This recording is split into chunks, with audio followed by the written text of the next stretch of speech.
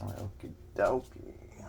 We'll go ahead and get to what is basically going to be the corrections video for um, all the and more videos that we've just done. Well, the videos to where I'm just basically trying to get you to see things from the key perspective. That's what we're writing from. We're thinking from this channel from the songwriting perspective. No lead guitarist, not the solo writing perspective. We respect that a lot. We love you lead guitarists. We love working with you. Right? We respect our lead guitarists here. Just the keys.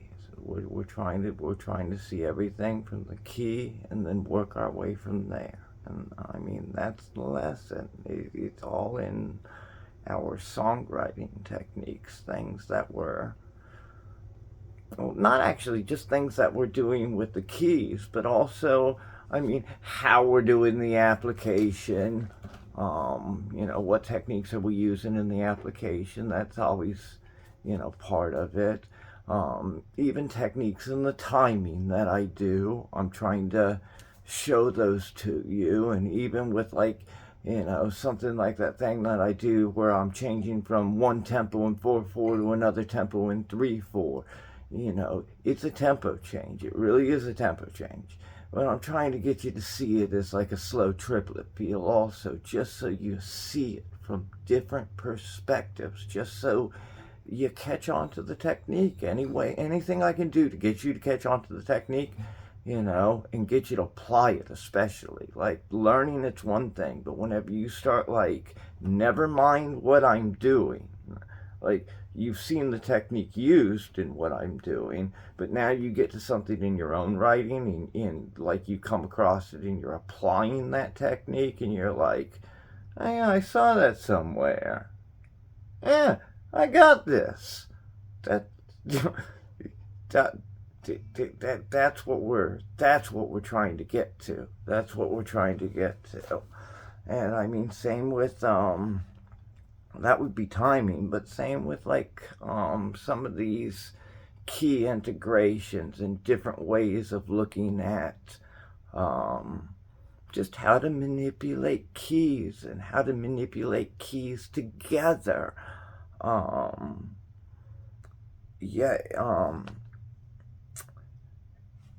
I mean, that's great, all you virtuosos out there, people, the musicians that have already, got into that level. Okay, you're just seeing the way that I'm doing it. You already know all this. That's great too.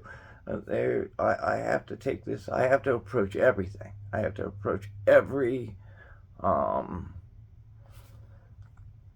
level a musician would be at. So, for people that are just grasping this theory and just beginning to start working at a major, I try to be most respectful to them, because that's a lot of what these videos are about, moving away. That's how I write my music. It's a lot of it's plugging also. Different albums do different things. Theme and style, it's like the whole thing is just plugs until we get to the end of the album. And certain other songs, but I mean, it's a lot of plugging. And some of it's even just as simple as changing keys. Doing something in one key and changing to another here, and just working back and forth and working into each other. It just depends on the song that we're on, but we're trying to do the way that these 3 albums work. They're really teaching albums. That's what these were created for. Different steps in the inspiration album, purposely so. And with theme and style, it just kind of works out that way. I mean, it's just a different way of doing it. Well, actually, inspirational covers a lot of different ways of doing things. It's the one that's supposed to be the, like I'm saying, inspirational song dump for everything I've learned. when I was younger. So I've still continued to learn things since then. And some of those songs have even been improved in better grasp since they were written whenever I was younger. So some of them took a little while to understand what the heck I was doing with them.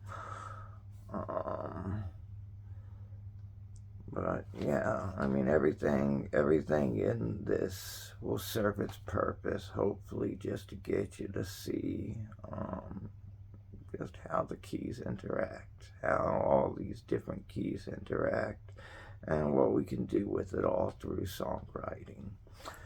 Alright, but the corrections we need to make.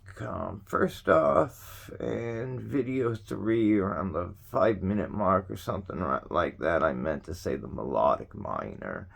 So, let's take, okay, where I said the melodic minor and meant to say the harmonic minor, something like that. Okay, let's take something like the A key, just standard A key. You go to the Aeolian position, a step and a half back from your A note. You get to the F sharp note. I mean, your F sharp minor scale is what's going to apply there. Now, let's say we take something like the A augmented key, the A plus key, and when we take that A note, we go a step and a half back to that Aeolian position, and what's going to apply there, it's going to be the F sharp note, but what's going to apply there is the F sharp harmonic minor. And then let's take something like the A key, but now we're going to go into an A minor key. And I mean, that Ionian positioning of the A minor key is going to be your melodic minor scale. It lines up with the first position. The other two, again, you're going a step and a half back into that sixth position, the Aeolian position. So, I mean, it would be the same for the, let's say you're, what would it be? Let's say you're going like C minor, everything would move back to the A. Let's say you're going E flat, I'm sorry. Let's say you're going C, but you want to get to the minor positioning, not going C minor. You're going C, but you want to go and get back to that Aeolian positioning to get your minor scale. You're going to move back to the A positioning, and that's going to produce that A minor scale. Again, same with the, I almost forgot, same with the C augmented. We're going to go that step and a half back to that A note, and that's going to produce our A harmonic minor scale for that C augmented key. And I mean, same with the E flat. E flat, a step and a half back, it would be the C. And you know the drill. Whenever it comes to standard, just, your normal major keys, you're going to use from the Aeolian position, a standard minor scale. If you're in an augmented key, that's where your harmonic minor is going to come in. And again, that's going to be a step and a half back in that Aeolian position. If you're in a true minor key, let's say C minor in this case, since that's the one I stumbled over. If you're in a true C minor key, that's where it's the first position, the Ionian position, and you're going to use the melodic minor. So, just so that's clear, I mean, y'all probably know this, and whenever I say it and make these errors, you probably laugh at it, and it's probably just, like a joke, ha ha ha, move on. Like, it's probably, and then a lot of times I'll say one thing wrong, and then I'll immediately, not even knowing I got it wrong, but I'll repeat the information and get it right. We always do the correction videos, though, on things that I find important. I mean, what's it hurt doing this one more time? I mean, we've got a limited amount of material, about just under 50 songs. I do want to work a few covers in here and there. We are going to do, we just haven't done anything new on the channel. Like, I released those videos, and then I never did the explanation video on them because I felt this was too important. I don't want things being misinterpreted. Whenever we're talking about moving from different position, we're usually not going to be talking scales whenever it comes to my music. We're going to be talking about the keys, and even with the start points, I don't talk Aeolian, Ionian, and Dorian. I don't mention that too much. I mean, it's usually like we're in the key of C and we start on this D chord here. And if we're in the key of C, it's going to be a D minor chord unless we're doing something to alter the theory. And then I'll point that out too. Like, we've got an F sharp showing up in a D chord and we're in the key of C, but there's a reason for it and it's coming up. But just know that that position is going to be, it would be weird, but it'd be a sharp 1. I mean, if we're in the key of C and we have a C sharp showing, or oh no, key of C and we have an F sharp showing up, it would be a sharp 4 note. It'd be like we're in the key of G. But nope. I mean, if we need to explain it from there, I mean, that's fine, but I'm going to point it out. And same with whenever the keys alter. I like to say what it's altering into. Like, I know on paper it's hard to move keys from, like, okay, if you're in the key of D, you don't want all of a sudden, bunch of flats in the next to the treble clef. You want to show it moving with your sharps and flats as the keys going along. You want to transcribe things in the right key. That way you can show it through the sharps and flats. I get that, but we're speaking it. And I like to know, we're not talking about reading music. We're talking about writing music. We're talking about not what we're reading off of paper. We're talking about what we're writing onto the paper and how we're understanding it. And I break it down to the simplest key. Then I find my starting position, and then I just kind of go from there with whatever alts and little creative things I'm doing. And then I have to decide, is this thing getting big to where it needs 2 or 3 parts and I need to write a low end, a high end, and keep track of, whatever melody I've got going on? Or is this one of those things to where it's meant to be a simple song? It's meant to be one guitar just, playing some chords, working a little finger picking, and, being done with it. And it's simple and short.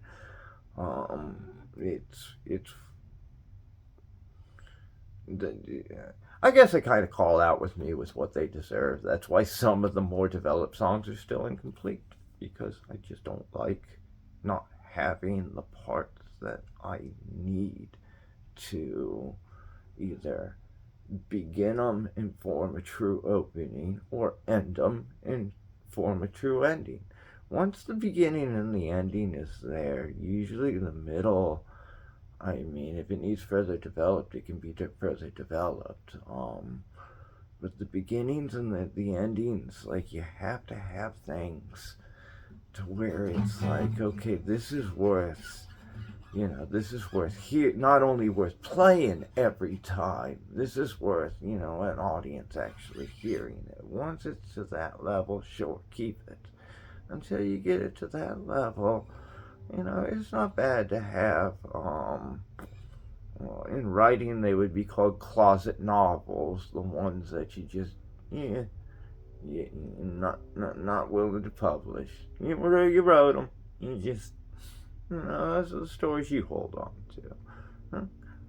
Same with your songs, you got the trunk novels, the trunk songs, that's it. You got the ones that you're not quite willing to put out there. And yeah, that's because they do need further development. And once you put them through that stage, hey, maybe they'd be worth it. And you got to decide at the time. Every time you get the development process going with one of these, yeah, that's songwriting. That's what songwriters. That's what we're going for. That's what we're hoping for. That inspiration. We're hoping that the session that we're working on actually produces fruits. Most of them don't for me. Most of the times, whenever I'm farting around trying to come up with new concepts and new ideas, I have fun. I'll even get something that I keep for a while and that I'll play with for a while. And in the end, I forget it and it gets thrown away because it doesn't hold up to the songs that I have and the things that I actually want to play over and over again for the rest of my life. I mean, if I gotta remember it forever, it better be good. Or, what I can see, like everybody's got, like a lead guitarist probably isn't too impressed with these. Me as a just songwriting, I mean, I like seeing all the different theory. I like hearing these sounds. These are fun. And these are the ones I have. But again, we do need to do, we're gonna at least do like a cover or two on this channel, just for the heck of it. I probably with the covers can't explain everything in the throughout it all. I mean, we'll examine riffs and things like that from them. I mean, for the most part, that's why I like doing my songs. I can explain everything that's going on with the theory and show y'all it all. There's nothing you're missing. But with the covers, I can at least explain everything that's going on with the theory and then show part of it. So, and I mean, as long as I'm picking the important parts, the things that I want to get across to you, I think we can work something with that. I think that would be, because if it's not informative, I don't want to do it. But I think there's a few things we can do that would be informative. I think we're going to begin that today. Well, let me cover the rest of these. Alright, we did the video 3 thing.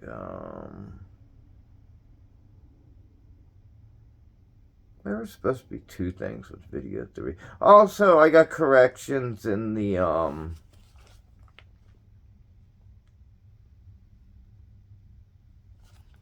in the comment, or not comment section, in the descriptions. I make sure to put the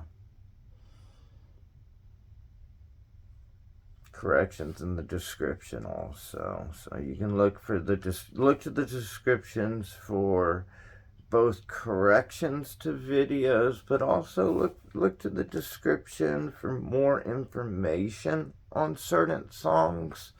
Because I pack a few of these different things with charts and chords, and especially chords. If it's a song that just has simple chords and I can explain it that way, you always get a little chord list in the description on top of whatever we do in the explanation video. It kind of gives you 2 places to go to for the information. That's how I think of it, kind of. It just gives more details. More detail, the better. I'm really disappointed here. I really thought there is a third mistake that I made in these videos that I wanted to correct, and I am not seeing it. It might have both had to do with getting melodic minor and something else wrong, though. I probably did that 2 different places, and that's probably why my notes are showing, oh, V3 mentioned this here, but then it's the same, it looks like the same note. It really looks like the same note. It's bothering me. This is take one, by the way, so this is bothering me. But also video four, we have the key of C with that D pentatonic. And I listed it off with the altered pentatonic with a G sharp note because it looks like a G sharp note that I'm reading off, and it's not, it's a C sharp. I played it right, but I wasn't thinking about, oh, this is what note. I'm just playing a formula. I know what the formula looks like. I know which one's the flat 7 note, and not that different. I know what note I'm adding in. I got that one right. And yeah, even in the end, whenever you see me try to go to, whenever I get to the lower end and I'm ending it, and I start putting the thought into it, and I try to go to a G sharp note, I still didn't properly grasp, oh, that's wrong. It's supposed to be a C sharp, not a G sharp. I just moved on, ended it, and moved on. It wasn't until review that I was like, oh, I see what I did wrong there. But again, y'all probably saw me do it right, and under, he thinks he's playing a G sharp note in a D pentatonic with a major seventh. I mean, no, that's a C sharp note. And he got the E note right. Yeah, me too. Whenever I saw it, I was like, oh. But I mean, that's what I get for reading it wrong. But I thought the same thing. I thought that was funny. And then you see me play it right too. It was funny. That's what produced all those bonus little shorts that I did off the pentatonic, trying to show it properly. And I like where that went, so that do some good ones. But also in video 5, I got the theory to Lawrence of Arabia wrong. Out of all those 10 songs, I only got one of them wrong, but I don't know what I was thinking. Like, I even played it, and there, first off, it's in the key of B flat, but it's augmented. There's an F sharp note in there. And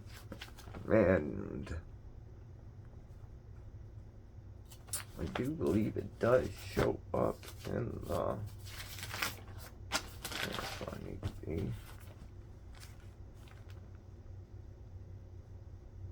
Okay, it doesn't show up in the low end, but it's like a B flat augmented, but he's not using the augmented note right there. But we're gonna take a look at this song and really delve into what this thing is.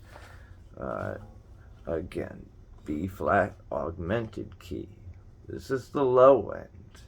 The high end is something more like a D flat 6 key, or more properly, the D flat 2 flat 6 key, which, yes, is producing a chromatic. And yeah, a little extreme. It's interesting, but you also, well, okay, with this is something else I might have forgotten to mention, but with movies, a lot of times you have the theme that really stands out, but a lot of times you also have atmospheric music and accompanying music. And you can never do just theme. I mean, the themes are the things that stand out. You need to do those at appropriate moments. If you did that while people were talking, that probably just would be weird. It would be weird. You want your theme to stand out during action sequences, the beginning of a movie during the credits or whatever, the end of the movie during the credits. But while people aren't talking, while things are going on, and even if it's not the main theme, even if there's like some kind of montage piece going on, but nobody's talking, perfect time to amp up some kind of themed score, themed insert song, theme anything. The other thing to do is just do atmospheric and accompaniment. But then you don't have anything really making that definition. I look for the things that make that definition, that have the theme, but then also have the accompany with it, or the atmospheric sounds with it. And Jar did a good job with Lawrence of Arabia. And, well, we're going to go over just one example of just 4 different keys you could use to kind of accompany what he's doing with this main rhythm that, like I'm saying, there's no F sharp in it, but the F sharp is an important part. Same with that B flat note. He never goes to a B flat 5th chord either. The reason he doesn't go to a B flat 5th chord, though, is because a B flat 5th chord would mean use an F note. And he doesn't want to augment, he doesn't want, I mean, this is a simple,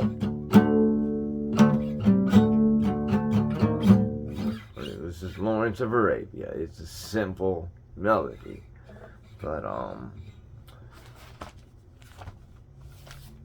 we're always going to have the B flat option in there.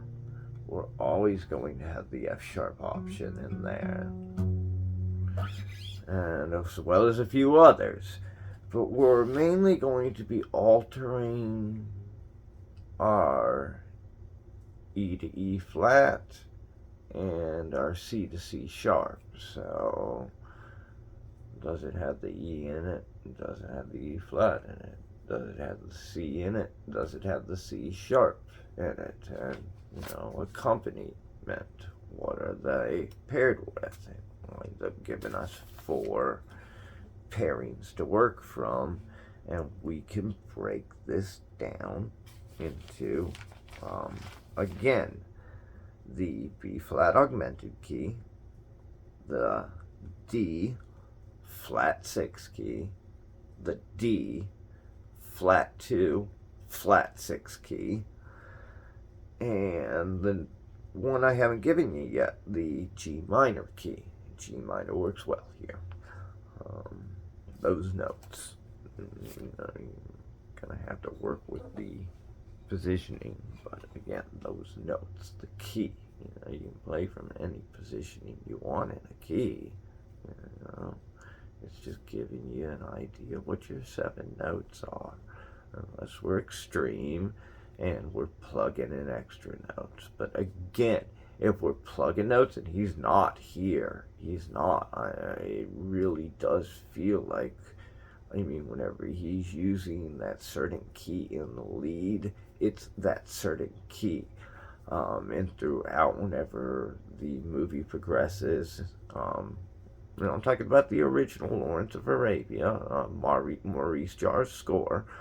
Whenever that movie progresses, you get different, you get different atmospherics, you get different things that go on in the background. But everything seems to come off of this main key.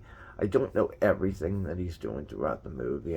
Come on, that's like a 3+ hour movie, I do believe.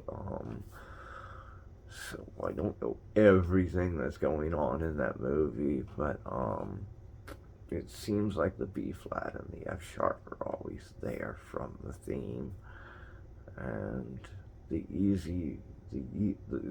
positions that I found that were easy to work with, that seemed to really happen in that movie, are those 2 other keys that I mentioned. So,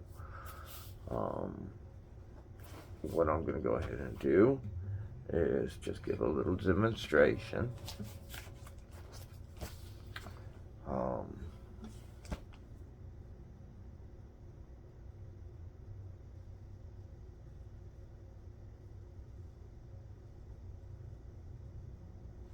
Yep.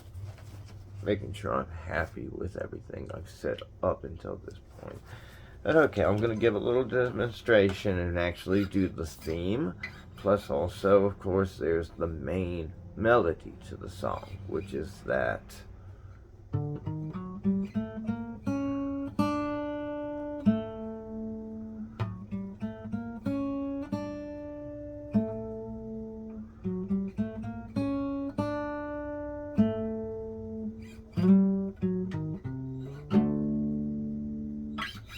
So we're going to work just one time from the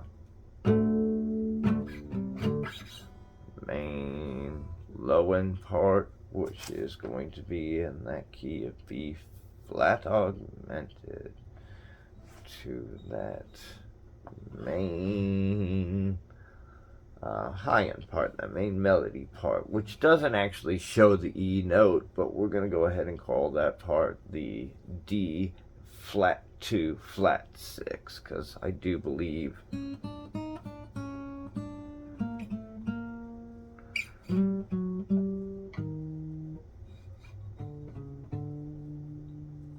have the C sharp on this end, you have the E flat on this end, and you got and what it is. Okay. But yeah, flat 2 flat 6. So we're going to apply this, and then we're going to work from, we're going to actually going to start with the easy one. We're going to work from G minor in a lead part, and I don't have anything too specific picked out for the G minor part, but we're just going to work a little lead. We'll get through it quick enough. We're going to move into the B flat augmented and actually apply the low end to the lead part.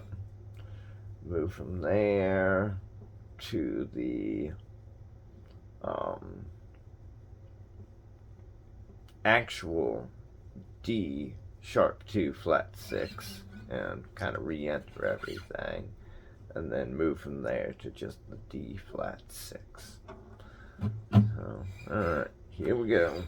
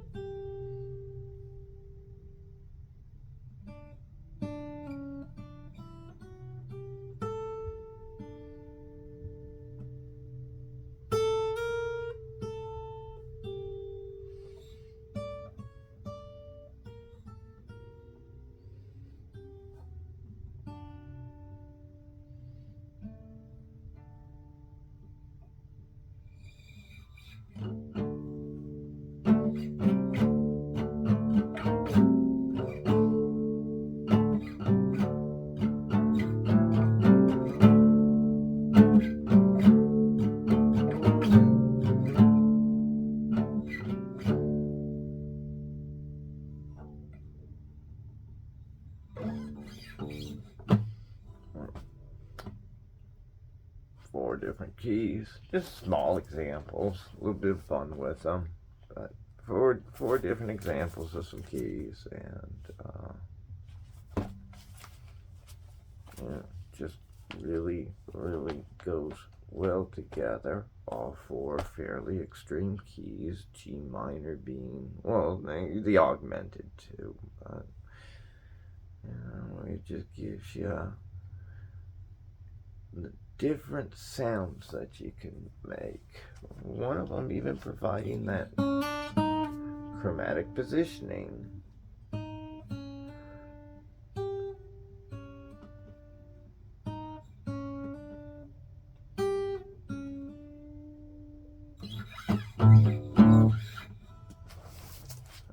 Just makes for fun. It makes for fun.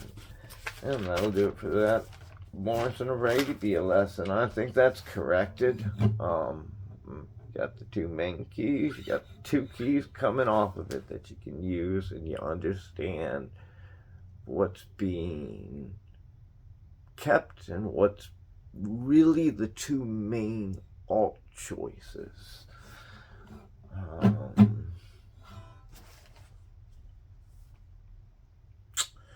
Alright, with standard 5 application with odd key formulas, I like you to see key.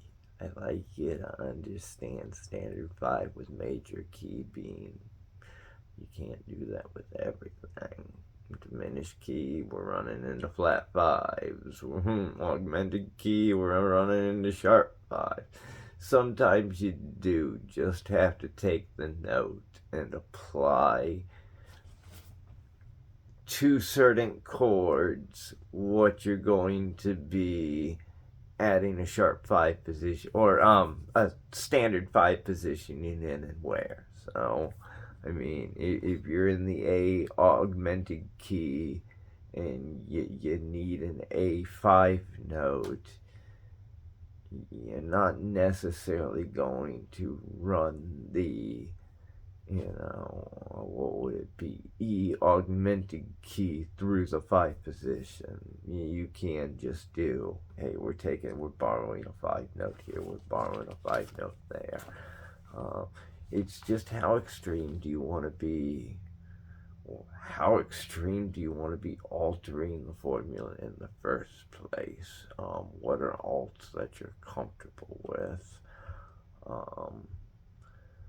But if so, then how much do you need to, let's say if you're in a diminished key, how much do you need to alter it from there with your plugs to produce sounds that you truly like? Because again, diminished key doesn't necessarily mean we're playing diminished chords.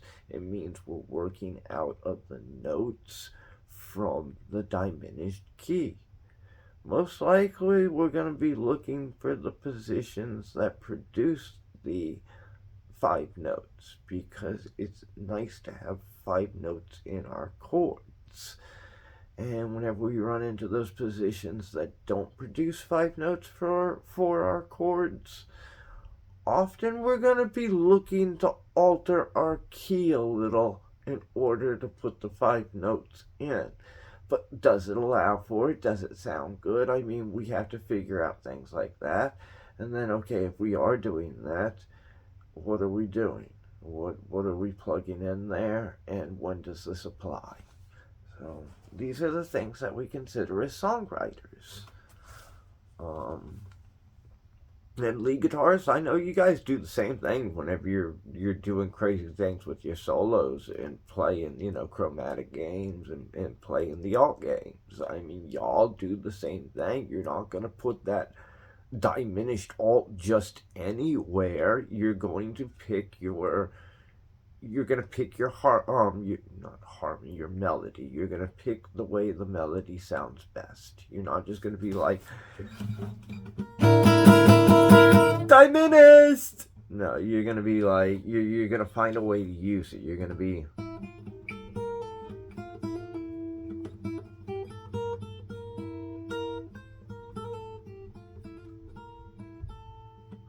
Yeah, I mean, I'm not you, but you're gonna do something even cool. Like you're gonna be like, "Ah, look at me, woo!" No. What am I missing here? And what do I have here? Yeah, no. Acoustic guitar songwriting. Not crazy lead guitar with pick. Acoustic guitar, classical songwriting. I'm pretty set in my ways by now. I'm 40 plus years old. I don't think I'm gonna change. Um, uh, but, I mean, I respect that. I love the lead, and I wish I wrote more leads, you know. But that's what covers it for. That's what covers it for. I love doing Pink Floyd's and stuff like that. I love doing Metallica's and stuff like that, though I can't do Metallica. But I mean, I love those solos. I got a few of those tab books. Play around with them every now and then. Um, Alright, the next one would be further defining like return notes. It's just what I consider a return note. Anything that starts off key, falls back into key. It's like an alt position that you don't even have to account for because it's meant to move right back into key. It's like you never left the key in. It's not a plug because you're just not using. It's like a plug back into key. You don't even need to really account. You just know you're starting off and you're immediately moving back in. Or you're starting in, you're immediately moving back off and coming back in. So.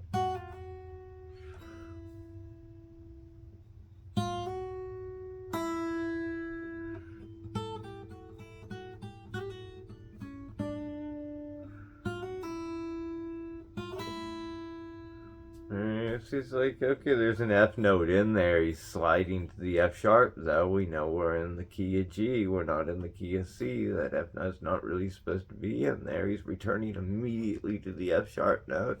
Or,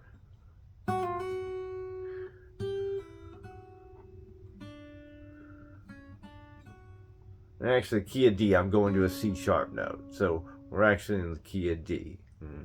So, but it's just a little return note. Again, it's actually kind of like taking that because we're doing the F and the F sharp. That's what I was doing, and we're in the key of D because I'm. So it's actually kind of taking the key of D and the key of D minor, and it's taking the return note from the key of D minor and just bringing it right into the key of D. But again, return notes aren't. You're not using that all like.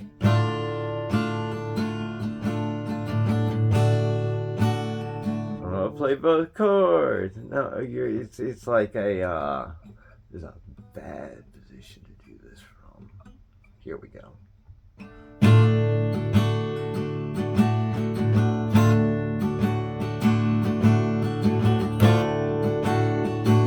You barely even notice you're out of key. It just jumps right into key.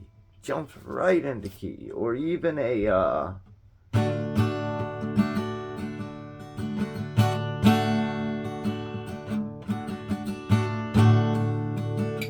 jumps out of key, jumps back into key. It's like, and it's being done with a hammer off. So it just makes for very interesting application that almost isn't even there. Just something you slide into or in and out of. Your choice. And then something like moving keys. Well, of course, you can move keys around. You can change your key. Moving key, though, is a technique. It's a technique to where you take a single melody and you move it around. Or even a single melody and then something it's connected to, but ultimately the key moves with the melody. As complicated as you want to make it all, the key moves with the melody. The melody moves, and it's usually whole step. It's usually whenever you see a moving key, it's usually they move a whole step at a time, or they take some kind of reasonable jump that makes it to where a lot of notes are still intact and there's still some type of, harmony going on with that melody. Every now and then you see something crazy happen too, though. It just depends on what the effect is you're going for. Well, harmonious, it's usually whole step or some kind of reasonable jump. All right. We talked about timing and signatures in the beginning. I'm not going to get into that again. I did do that note. That's what I started talking about. Again, build up anything simple that's good and worthy. Add to what you're playing, or add through parts, and guitar 1, guitar 2, guitar 3. But always keep the things that you'll want to be playing over and over, and the things that inspire you. Try to remember. Try to turn your lessons into something. That way you keep them forever. Simple as that. Diminished chords, major versus minor. But whenever it comes on, we were talking diminished keys. And I like saying major or minor. Whenever it comes to diminished chords, they're always going to be minor. Yes, you can make a diminished chord major. Yes, you can. Yes, you can. I'll show you an example of it very soon here. I'm going to get through these notes first. But, yeah, we can make a diminished chord a major or a minor. We can also make an augmented chord a minor, but it's going to look like a different major chord, just inverted. You can do it, or added a note added on. Like, let's say the one we're going to be using is the E augmented minor. It looks like a C chord because it is a C chord. It looks like a C chord because it is a C chord. With the major diminished and the minor diminished, they look like two different. They look unique. They are what they are.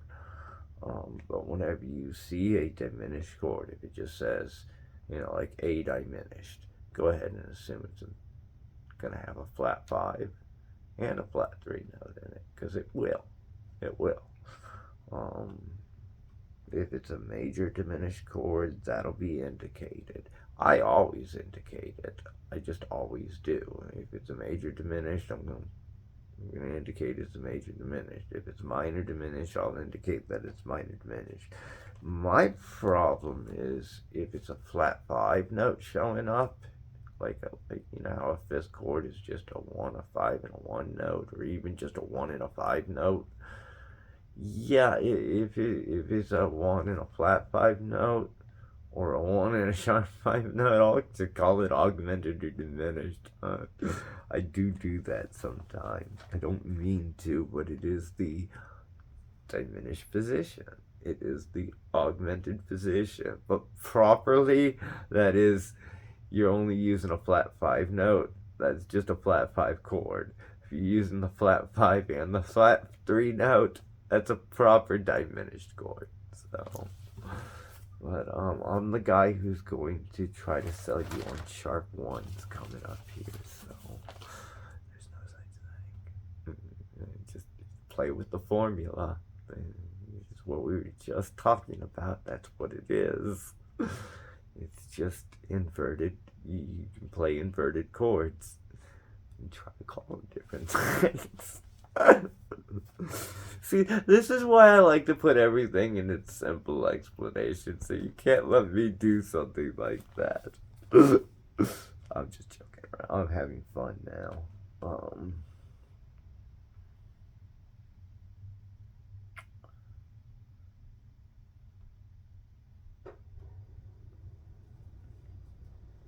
okay, yeah, the diminished chord, the formula for a diminished chord, 1, flat 3, and flat 5 note.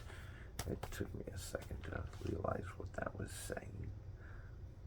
Oh, and 8 plus notes in main key versus alt key or plug position. I mean, again, whenever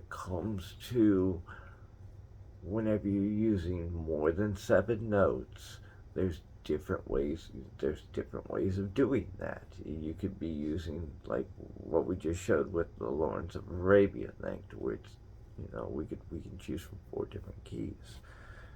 We got notes plugged in there. Sure, C sharp or C, E flat or E. Those are, you know, at least 2 of those are going to be plugs from whatever we consider the real thing to be. But we've got one thing going on in the low end, one thing going on in the high end, accompanying each other. I mean, it just shows you. And we can explain them as 2 different keys, so it shows you what kind of lengths you can go to. And I know I showed you how to do again, whenever it comes to bass/root, harmony, and melody, those can describe quite a few different things. But whenever we put them to a 1, 3, and 5 formula, what I'm trying to say is, we're assigning each key to these positions, and we're making our chords like it's one way of doing things.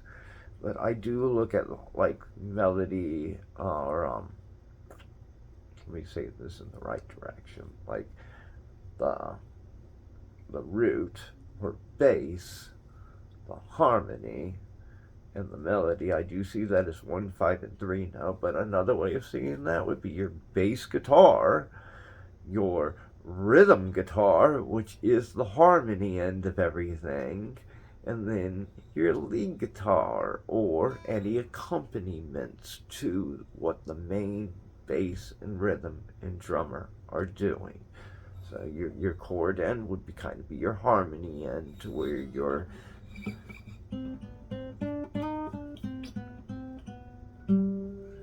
melody end. And if that's playing to a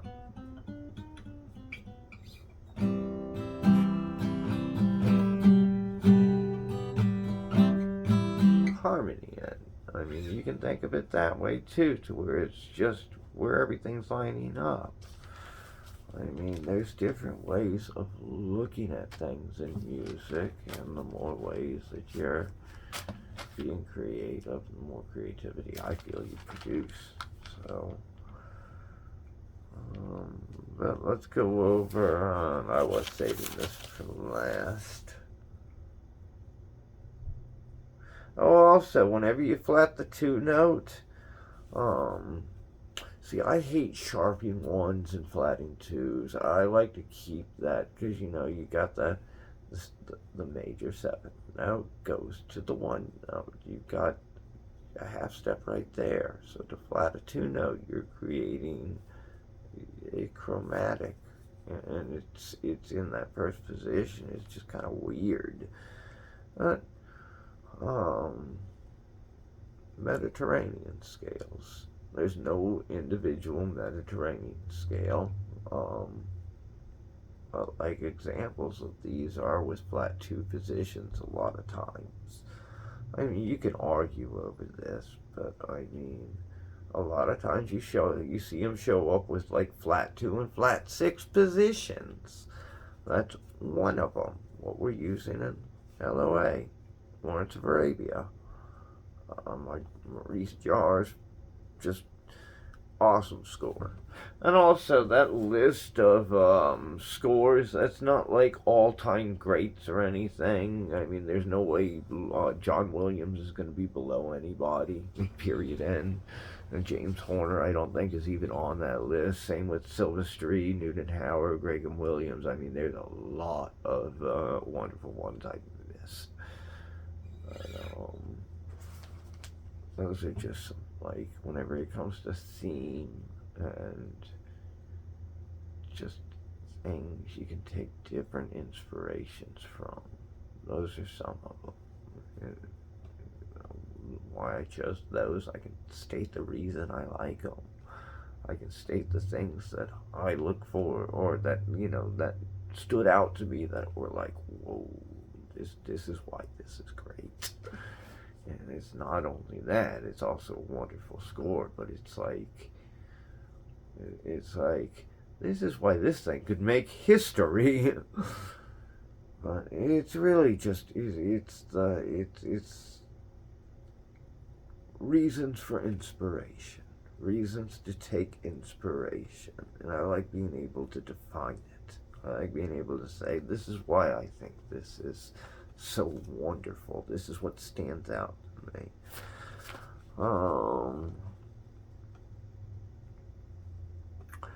We're gonna do probably a few covers soon, to where you're gonna have to look for I probably will not do videos describing them. I'll probably do shorts and the cover, and then just do the theory and the description. And I can't give away everything, but for the most part, it'll be a section's worth of what stands out. And with this one, it's an F major, or an F major diminished chord with a major seventh sound added in there as well. And that's going to go to an E minor augmented chord, which will go back to that F diminished chord, major diminished chord with the major seventh added in at the end and the high end, and then to an A suspended second chord to end. Let me work up to it. Things I do not line up with things others do. I kind of make these my own. I really do. So this is not going to make sense at first, but we'll get there.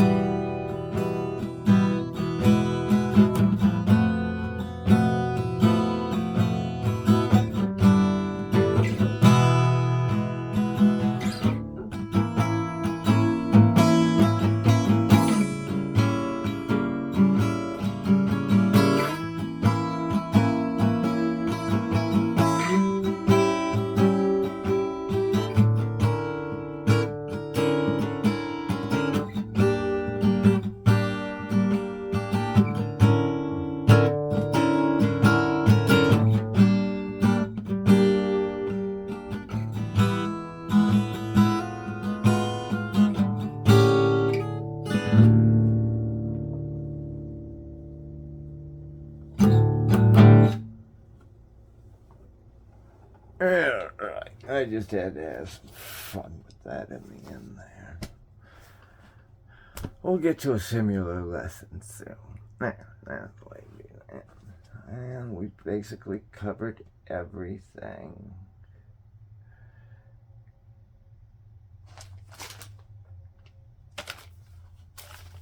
This one's been fun. We'll get to the covers with the next one. Check the descriptions for extra details. And that's gonna do it for this one.